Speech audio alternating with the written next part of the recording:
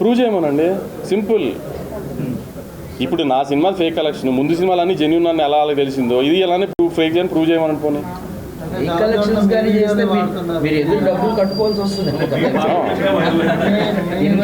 నేను దాంట్లో ఏం చెప్పాను, ప్రొడ్యూసర్ ఇచ్చేది నమ్మద్దని చెప్పాను కదా. అవును, అందుకే ప్రూవ్ చేయి ఫేక్ అని అంటున్నా.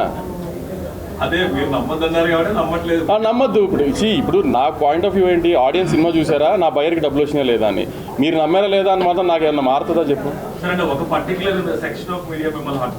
మమ్మల్ని హర్ట్ చేయలే,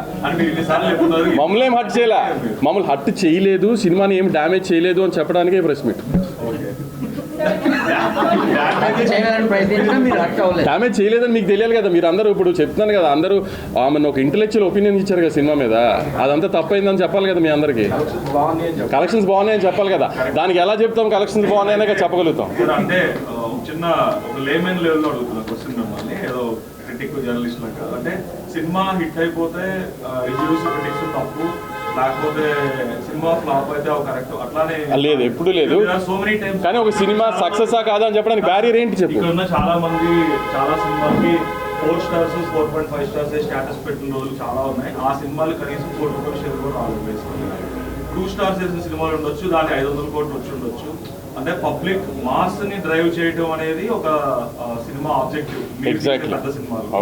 సో అది మీరు ఆబ్వియస్ గా సక్సెస్ అవుతారు. బట్ కానీ ఒపీనియన్ చెప్పడం అనేది క్రిటిక్స్ అండ్ వాట్ ఎవర్ మీరు అంటున్న ఆ వెబ్సైట్. అవును, ఇప్పుడు కరెక్టే.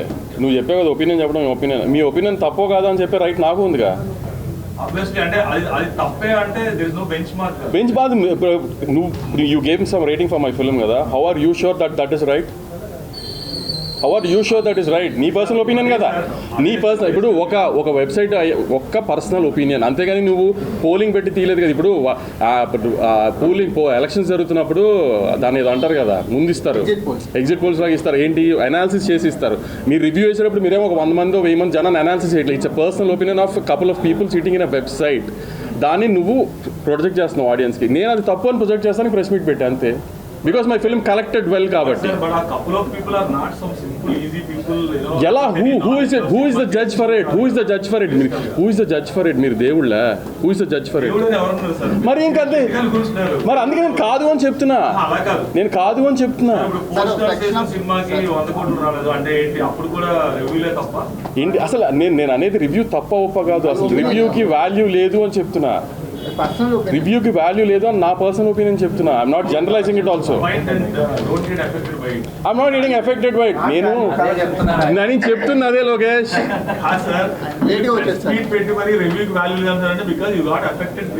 No, you tried to affect the film. You guys tried to affect the film.